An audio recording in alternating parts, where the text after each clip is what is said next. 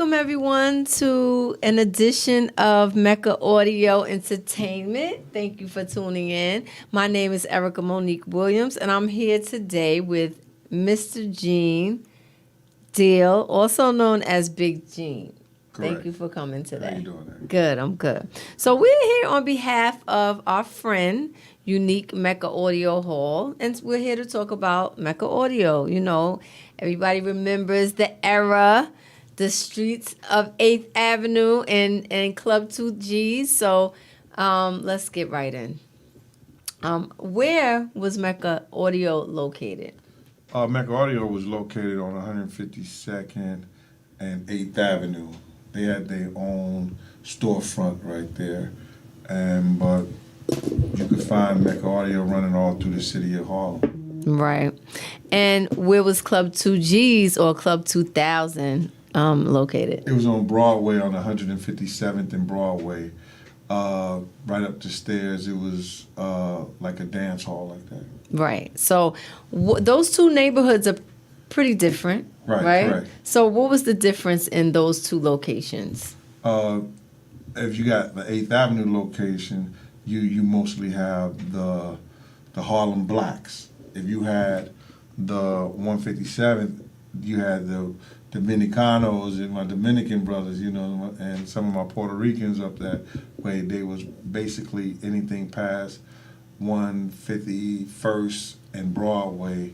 You'll find a lot of the Dominicans and Puerto Ricans living up that, but mostly Dominicans. Right, and they had that area locked down. We know they ran certain businesses in that area, and they knew who came into their area. So how was Unique able to function a business, a club, in that location? Well, I think that because of the popularity of Mecca Audio in Harlem, that the club owners always looking to make money. Right. And if you can get close to 500 to 1,000 people up outside of a club trying to get in a club, it's a no-brainer. Right, and it was a good look. So what were the days of the week that were really popping? I don't remember what the word would be back from then to say, it was always a movie, as they say today. What were the days of the week that, were really, really crowded out there? Well, Club 2000 had different days for different people, but Unique specialized on Mondays. Okay. And it's funny that, the people in Harlem, they had certain days that they did certain things. On Monday, it was Club 2000. On Tuesday, we would go to the rink out in Jersey, in Teaneck. On Wednesday, we would go to the Apollo. You understand? For amateur night. Amateur night, Right. And then maybe down to the Red Zone, and then come back up to Willie's and stay all night out at Willie Burgers outside there. And then on Thursday, we would go to the Cotton Club. Okay. For the comedy night there. Right. And then Friday, if Sparkles or Butt Naked was giving parties or whatever like that, we'll do something like that. But Mondays was the kickoff. Yeah, the start of the week. It started the week, and that was at Club 2000. Yeah. If you can get in. Right. And I wanted to think of a name to give this segment, this interview, and I wanted to call it the Paid in Full edition, because just from hearing you talk about those places, it reminds me of the movie. You know what I mean? That's what was going on. We know who the characters in that movie were. And, it was that time where it was really extravagant. Mm-hmm. There were a lot of talented people, a lot of talent showcased there at Club 2000. So who were some of the people that, were displayed there? Well, the list is too long for me to mention, but I personally bodyguard Onyx when they came out, and we took them to Club 2000. I seen Dre, Snoop, anybody that was anybody who wasn't afraid to be seen, known, or that Harlem, back in the day, if you ain't have it, we ain't want to come out. Yeah, because it was almost like. But then if you had it, you wasn't coming out right. You would be there. They'll put you on Front Street. That's right, so, just like the Apollo. Yeah. So if you had it, you was coming out with it. And if you was scared, you was staying home or go to church. So when you came up the club to 2000, like you'll see you liable to see anybody. Luke was big right there. Luke was staying up in there. Luke would come up there, bring his girls and everything like that. If people remember Uncle Luke. I was going to say, I heard, somebody told me, because I wasn't there at the time, but no, I'm just playing. No, I heard that Two Live Crew would come there a lot. Yeah, Two Live Crew, yeah. Yeah. Because it was just like it was like a club with a gentleman or a strip club atmosphere. Right. Anything could happen in Club 2000. So would you say, I mean, we look at where this has come in 2018. We have one of the leading artists right now who was a former stripper, Cardi B, right? So would you say that this was the beginning of that in New York? Well, strip clubs has always been strip clubs and everything like that. But I think the hip hop genre promoted more of the dancers and the strip clubs and stuff like that. Right. And put them where you have not only Cardi B, you got to realize Eve came out of a strip club. Right. That's right. She came out of Sue's. And what's the one with Kanye West? Who was with Kanye West? Amber Rose. All of was at Sue's. I worked at Sue's. Okay. And I worked with Cardi.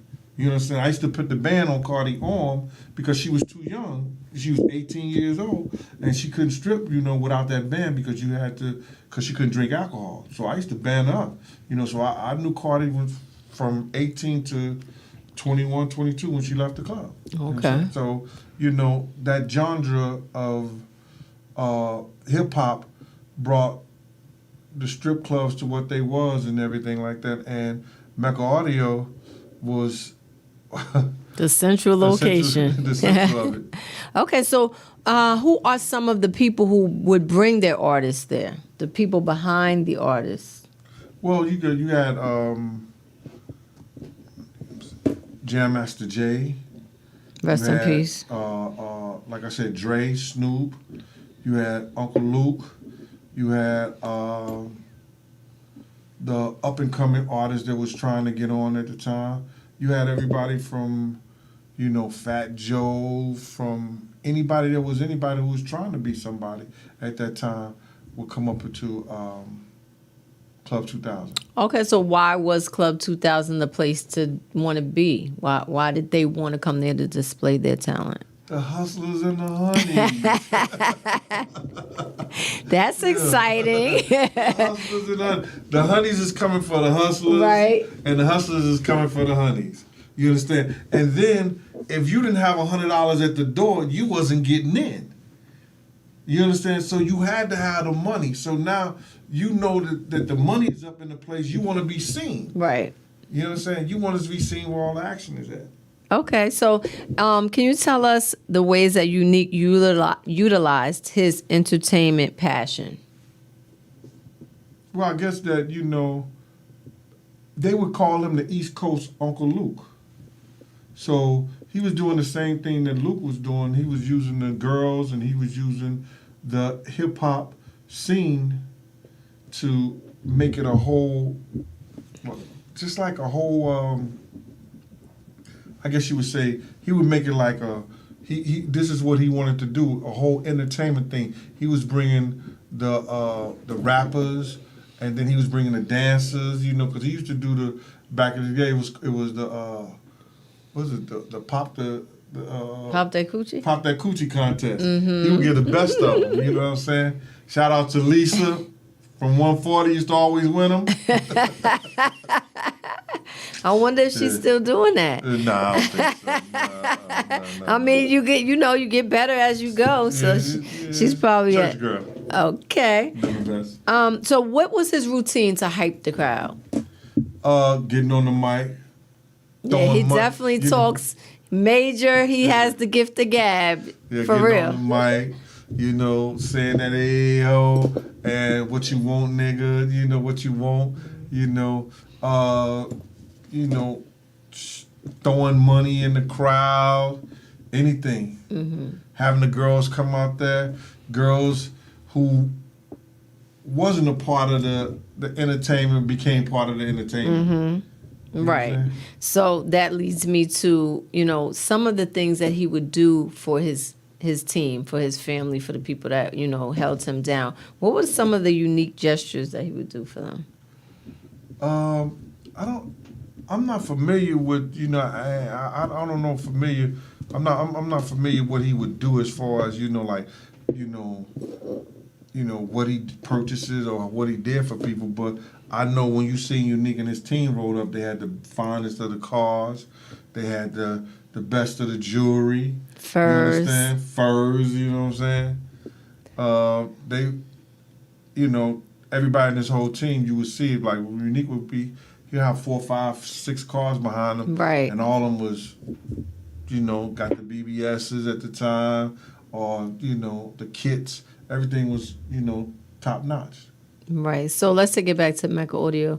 So we had the club night, Monday nights, and then, on 8th Avenue, we know in the summertime especially, we had the Rucker games. And when you passed by Mecca Audio, it was just like being at Club 2000 because Not quite.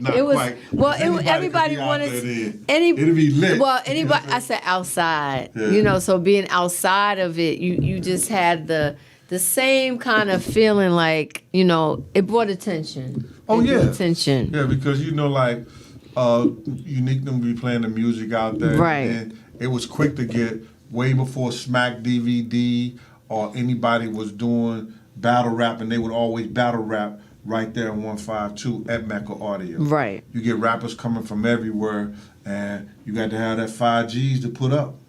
Oh yeah. Oh yeah. Okay. See, I didn't know that. Right. What did he do for the community?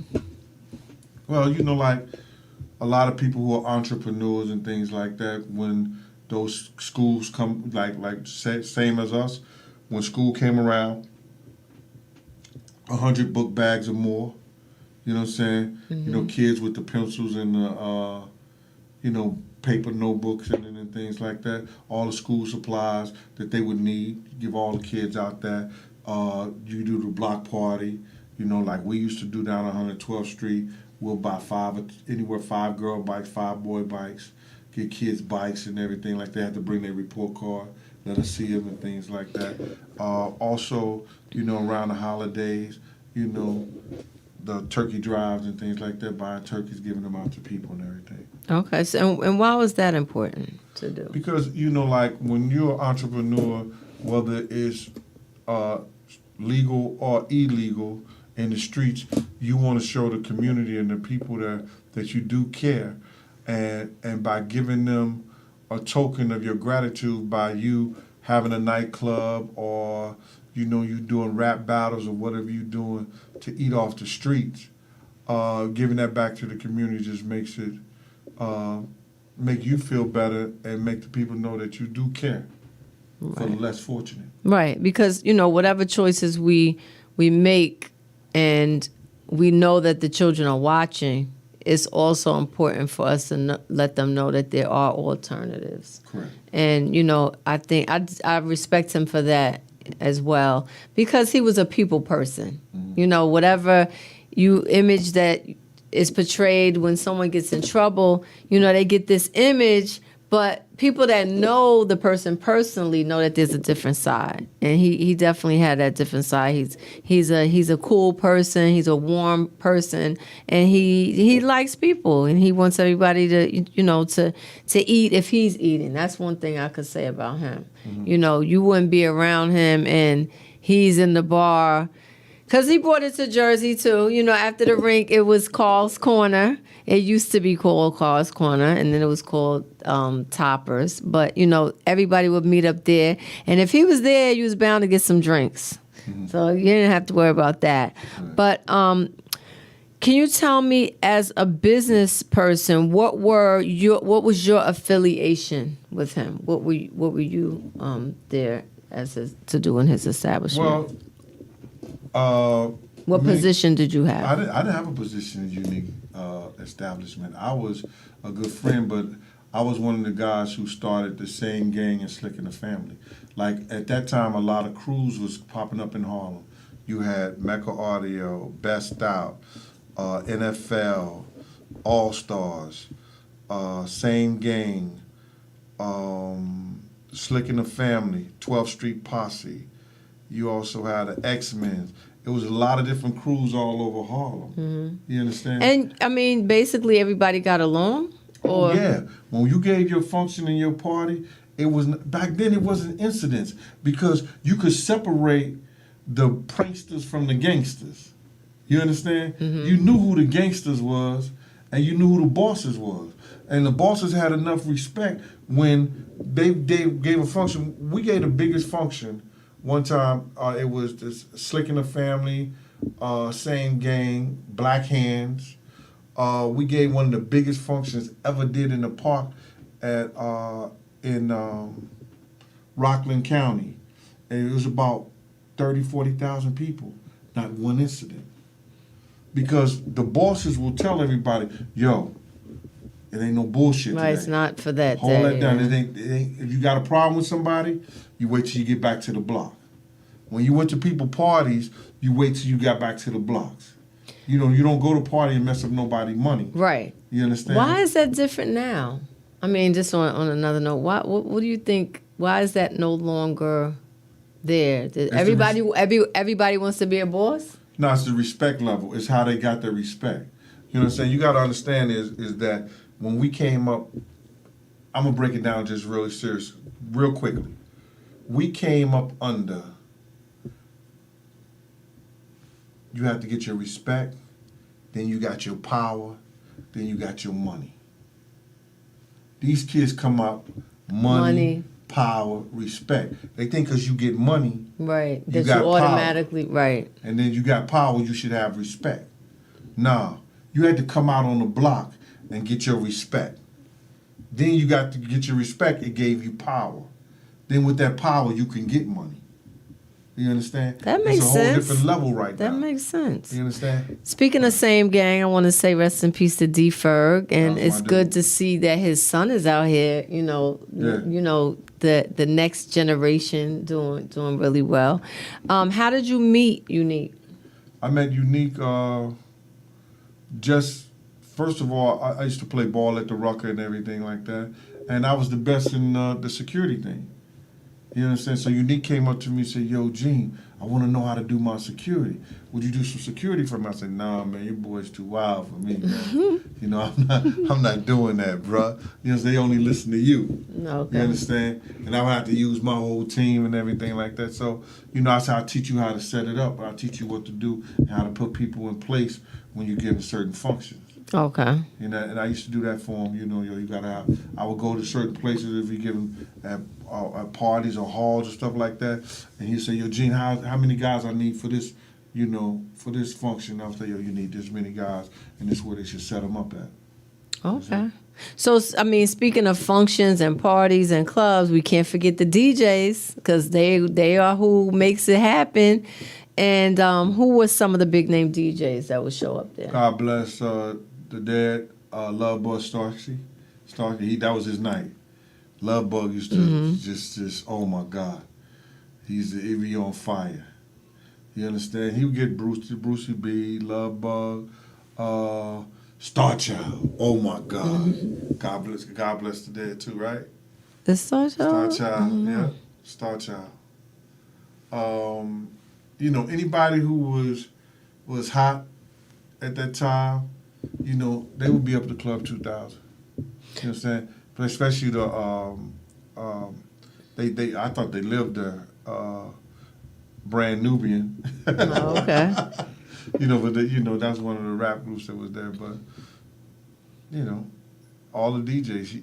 I mean, speaking of brand Nubians, I guess some of you youngins need to slow down and listen to some of us people that came up. And, like you said, I mean, the way you broke it down in terms of power, money, and respect, it's not, although we all want to be successful and have money, but if you go, if you don't know how to have the character to keep it, it's not going to remain. If you don't have respect for yourself and respect for other people, that brings a whole nother element to you anyway. So, I think that we need to respect those who are now current and relevant. You know what I mean? Because everything is really evolution. We learn from the past, and then things change, but it still goes back to the past. And, we have to give respect where respect is due.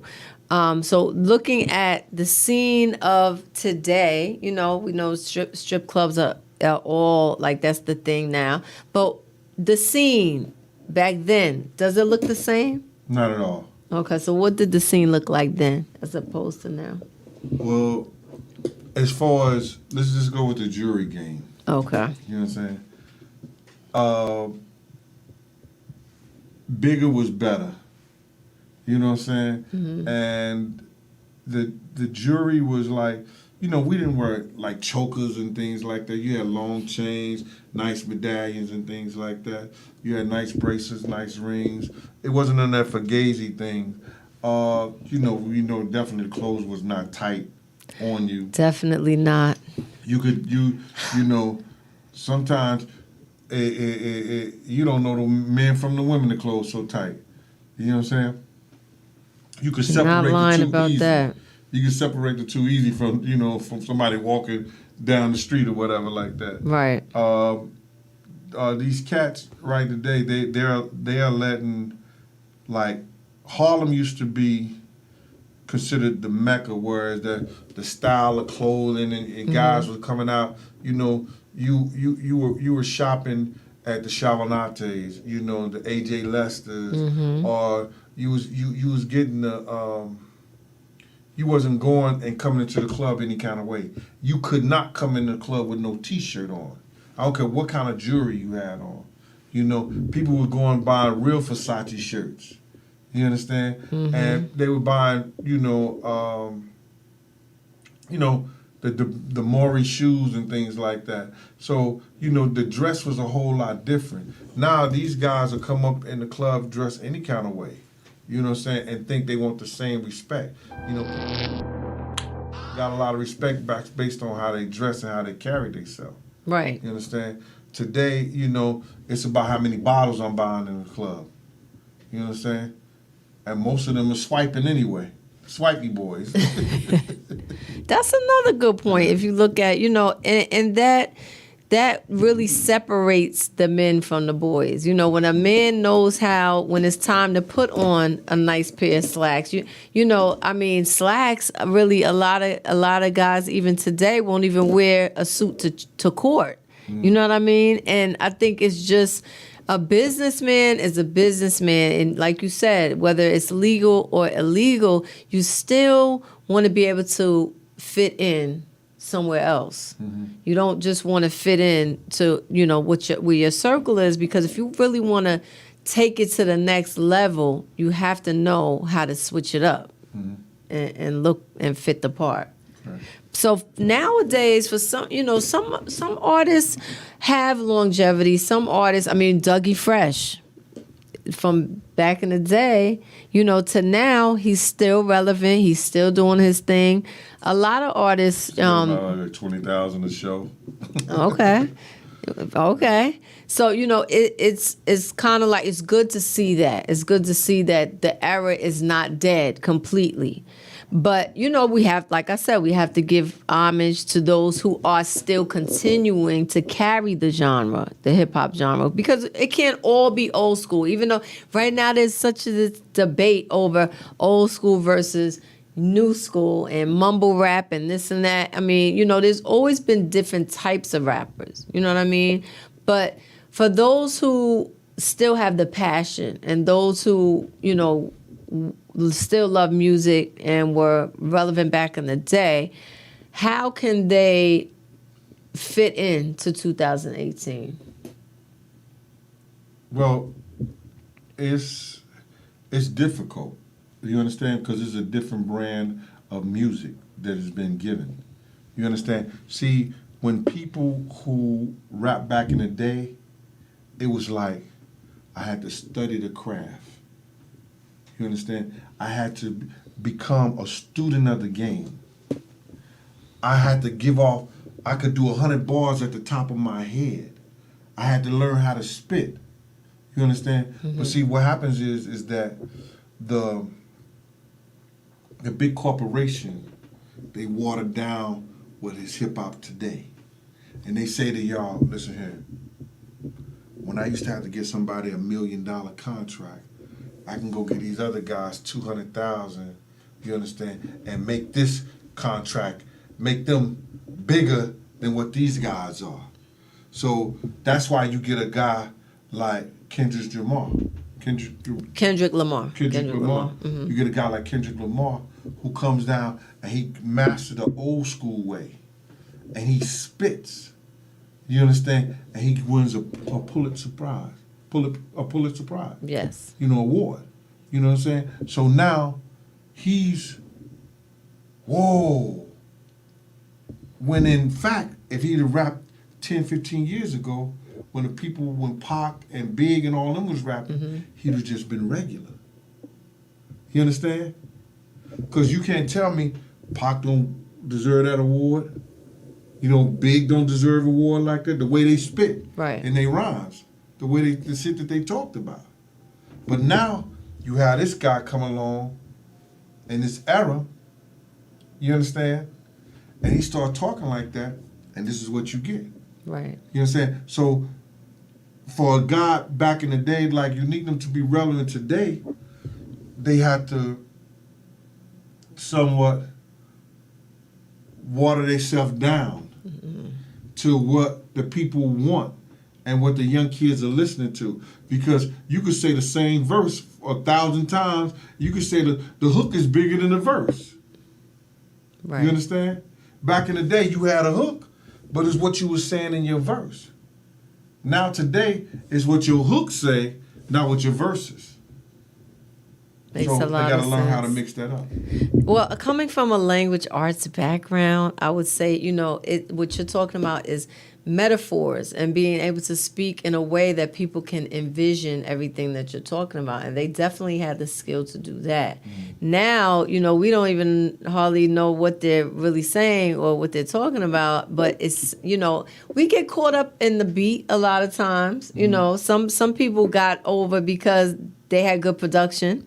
So, it's not, the hook, like you say, good music, a good beat, melody, good hook, you know what I mean? But I think that it all matters, and we want to give homage to Unique and Mecca Audio Hall and Club 2Gs because it's a part of the history, just like you said, Willie Burgers, After the Rink, all of these things are what started it, and it doesn't have to die. We need to remember it, but things change. It's 2018 and we got to be able to roll with the youth and what's going on now. And it doesn't mean that we have to buy into it because we can still be relevant if we know how to do what we do, just in a different way, I think. Right.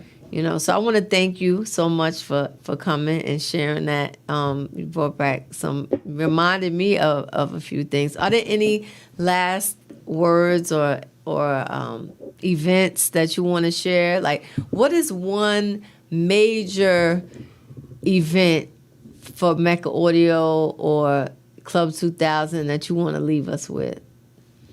I remember it was this guy, he was signed with Atlantic, but he had got to start at Mecca Audio. Okay.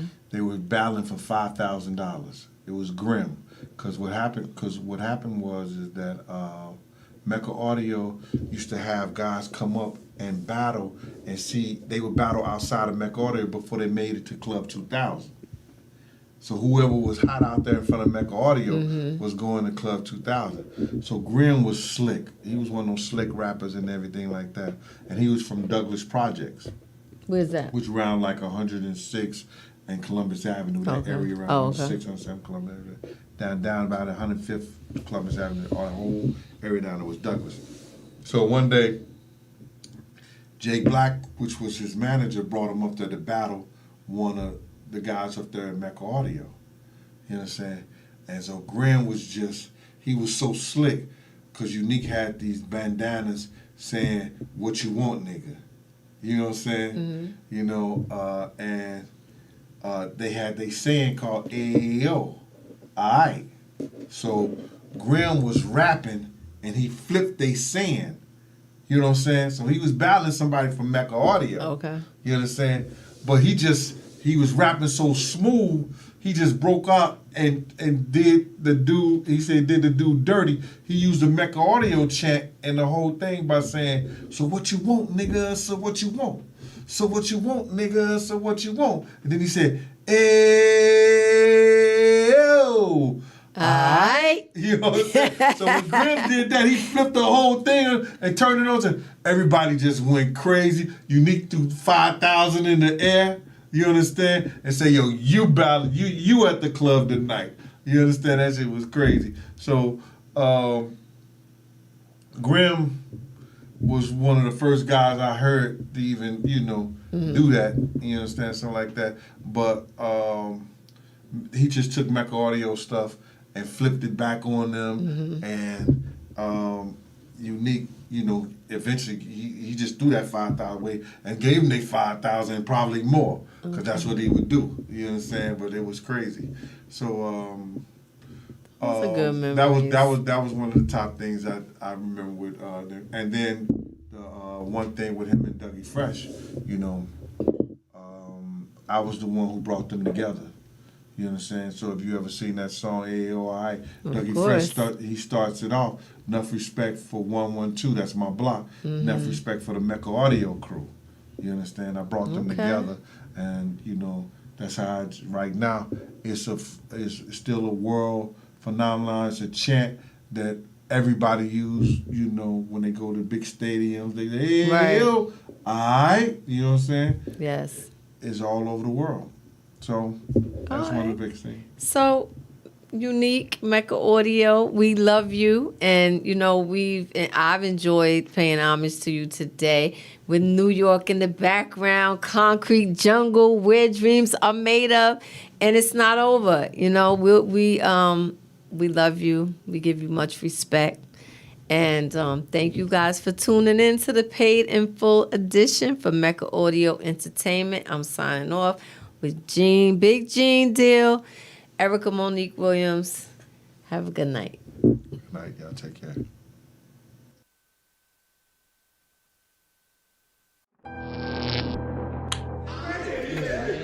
Come on. Real nigga shit, man. Hey, yo, I'm here with Big Gene, man. Big Gene is one of Harlem's official OGs. Yes, sir. You know what I mean? Official OGs. You know what I mean? Like I said, Harlem, we Born speak how we raised in St. Louis. We speak how we feel. Yes, sir. You understand what I'm saying? A lot of people don't like it. You know what I mean? And like I said, I don't pick sides on nothing. We just here, and everybody speak their truth, and the streets know what the truth is. Because the streets ain't gonna lie, because there's a lot of blood out there. Right or wrong, family? You ain't said nothing wrong, man. But what people don't understand is only real men gonna stand up. Because we always, like I tell everybody, we get it from our nuts. And no matter what a nigga say or what people feel, you know what I'm saying? When a real man talk, real people listen. They feel where you coming from. It ain't no fake, no phony shit, none of that. All these niggas could hide behind, these labels. They can hide behind, these cats who they think they got it. But the real one's gonna come home. Like, I never knew this man was gonna come home to make my truth, be authentic as it was. But he came home, and like he said, this is the first time I saw him. But he knows every time he called me behind them bars, and he asked me to do something. Did it get done?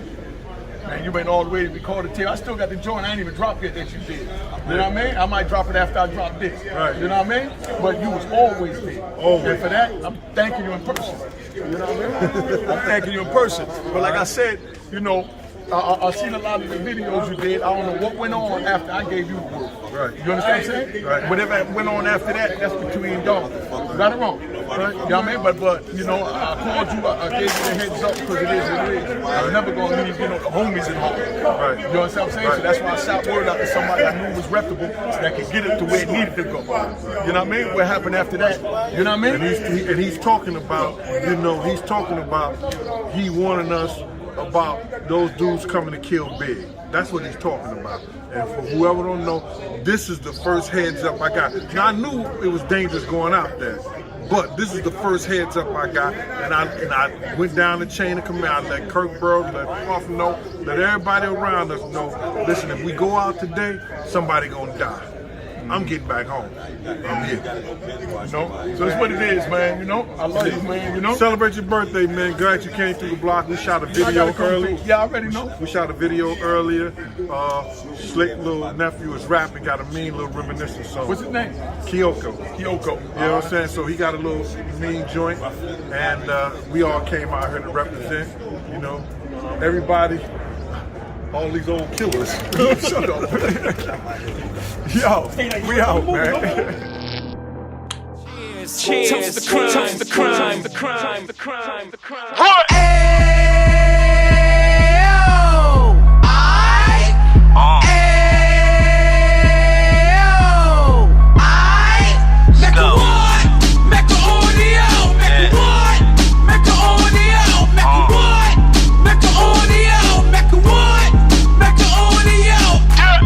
Fresh out the can of 26, yeah. Heat back on the strip, getting back in the mix. Yeah. What he mentions a gift. You stand up 10 toes down, and I suggest you pay attention to this. Real. Take a little gully posse and put it in Harlem. He cut from the bottom, came up from the bottom. Drop the book, you should go and get it. The Instagram page and the YouTube, you could go and visit.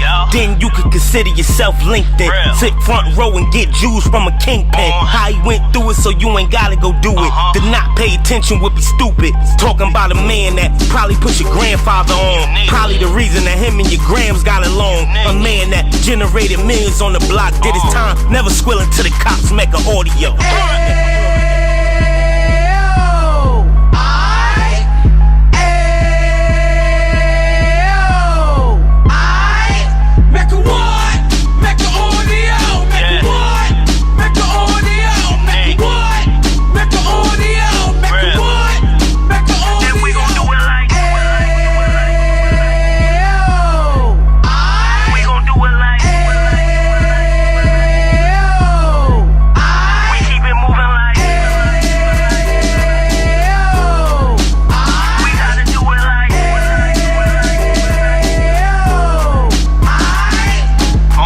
Get it live like 2 G's in the 90s. Drop top beamer so shiny. I let shorty go, she was whining.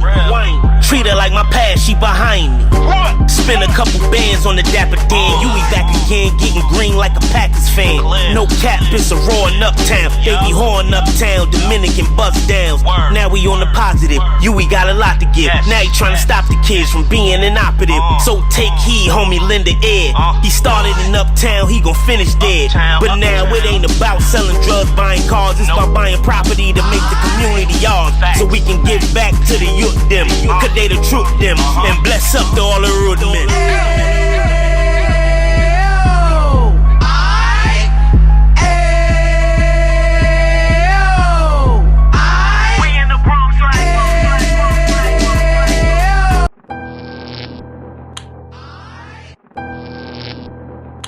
Tell a friend that unique Mecca audio got it going on. Alright. Hey, make sure you get this joint. It's bananas. A Roaring Harlem at roaringharlem.com. You ain't gonna find another better book. Yo, get this joint while supplies last, because I'm telling you, the best book you're gonna read, 5 stars, it's crack.